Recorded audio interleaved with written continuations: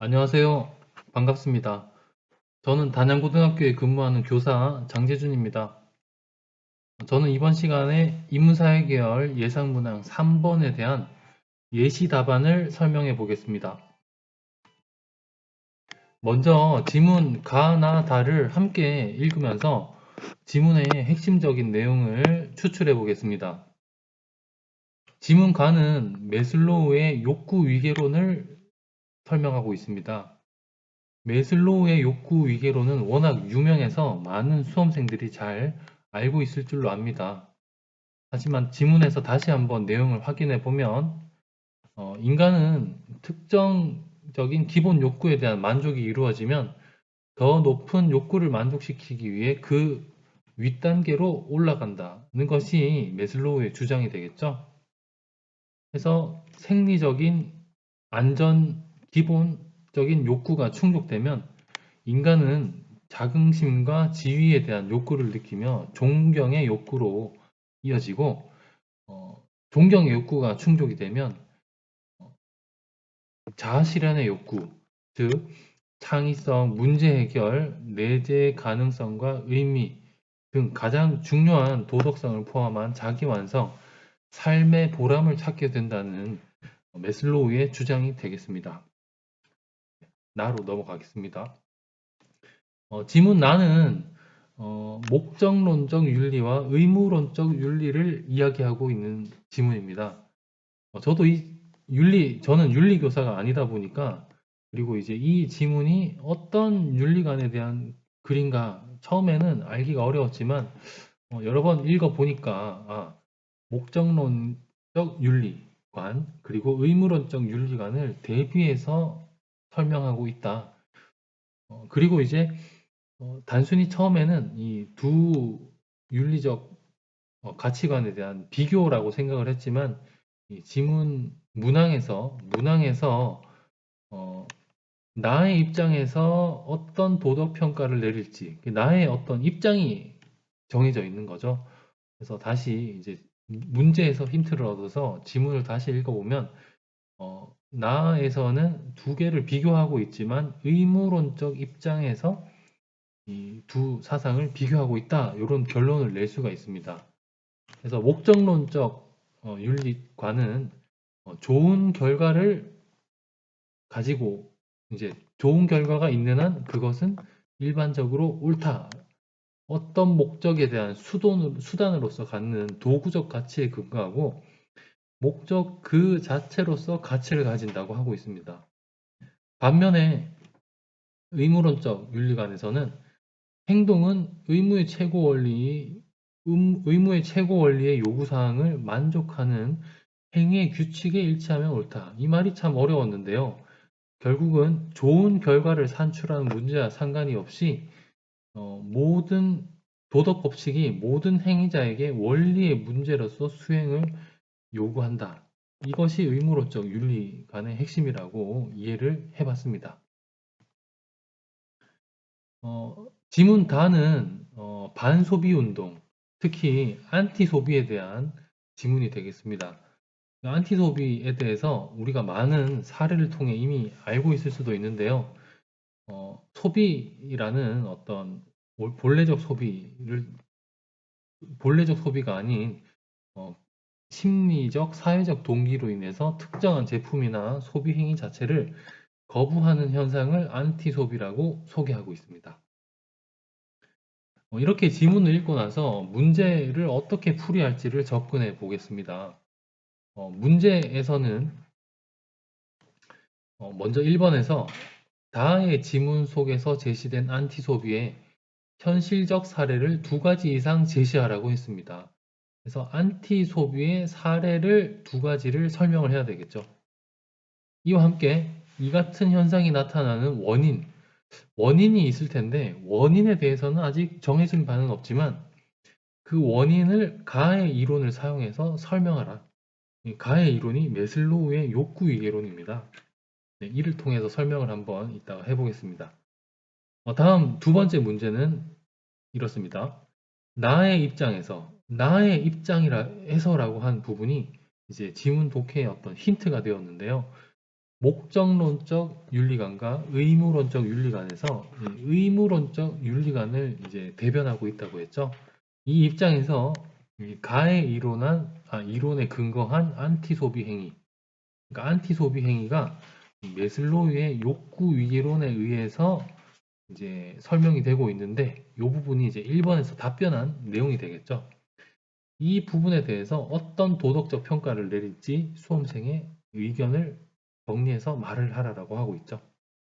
그리고 나서 그리고 나서가 아니라 이 도덕적 평가는 이러이러한 안티소비 행위는 옳다, 그르다 이런 도덕적 평가가 되겠습니다.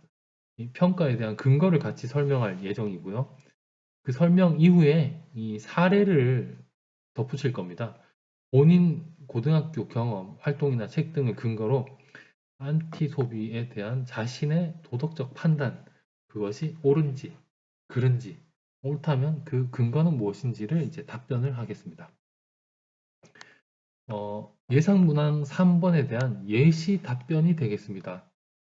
1번에 대한 답변인데요. 먼저 사례를 제시합니다. 사례를 제시하라고 했으니까요. 안티소비의 대표적인 사례로 공정무역 제품을 이용하는 착한 소비와 일본 제품 불매운동이 있습니다. 이렇게 답을 먼저 설명을 하는 것이죠. 그 다음 근거를 사례로 제시한 착한 소비와 불매운동에 대한 근거를 덧붙이고 있습니다. 공정무역 커피, 초콜릿 등을 이용하는 착한 소비는 제3세계 생산자에게 노동에 합당한 보상을 줄 뿐 아니라 이 제품을 이용하는 소비자도 만족하게 됩니다. 만족을 하게 되는 이유는 메슬로우의 욕구 위기론에 의한 것이겠죠. 소비자는 이러한 본래적 욕구, 소비라는 본래적인 욕구를 충족하면서 이와 동시에 공정함이라는 사회적 가치를 함께 달성하게 됩니다. 두 번째 사례의 근거가 되겠습니다.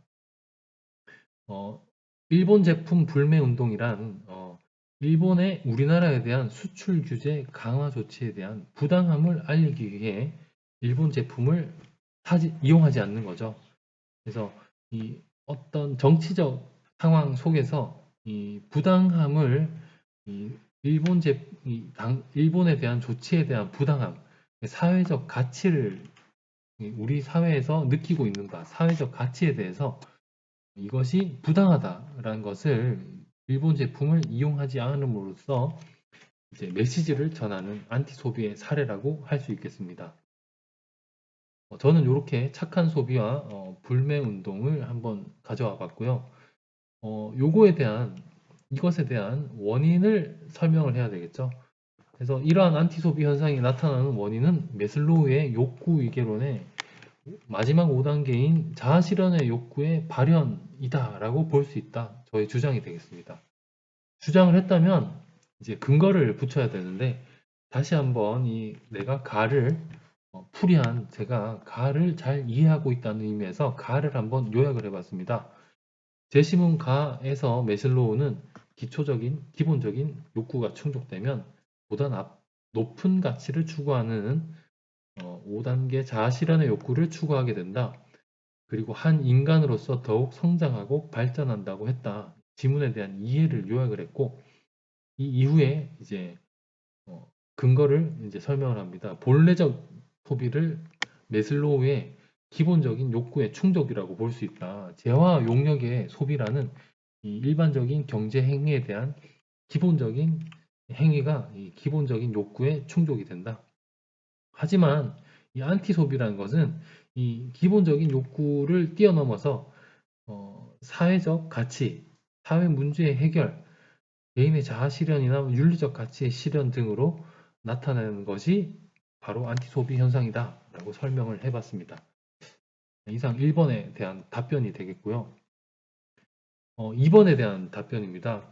2번은 다시 질문을 띄워보면 나의 입장에서 가의 이론에 근거한 이 안티 소비가 옳은 행위인지 그른 행위인지를 설명해 보라고 했죠.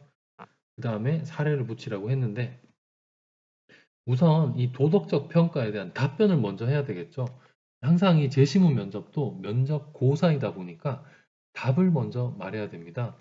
나의 입장이 의무론적 입장인데 가와 같은 안티소비 현상은 도덕적 가치가 없다고 평가할 것입니다. 이 정답을 먼저 말하는 거죠.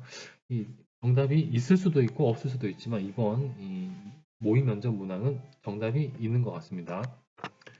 그 다음에 답변에 대한 근거를 붙여보겠습니다. 의무로는 좋은 결과를 산출하거나 어떤 도구적 가치에 근거하지 않고 행위 자체의 규칙에 일치할 것, 행위 자체가 옳아야 함을 주장하는 이론이다. 이 같은 의무론적 입장에서 비추어 봤을 때 자아 실현이라는 어떤 좋은 가치를 추구하는 안티 소비이지만 자신의 만족, 행복, 자아 실현을 위해서 행위하는 이 도덕적 가치를 지니지 않는 행위가 될 것이다. 라고 이제 근거를 붙여보았습니다. 그리고 나서 이제 한 번 더 정리를 하는 것이죠. 따라서 의무론적 입장에서는 가의 이론에 근거한 안티 소비 행위는 도덕적 가치가 없는 행위라고 평가할 수 있습니다. 다시 정리를 하는 이유는 시간이 충분하지 않다면 이 정리 부분을 생략할 수 있겠지만 이제 평가자 입장을 생각해서 내가 정답과 근거를 이야기했음을 정리를 하고 있다라고 보시면 되겠습니다.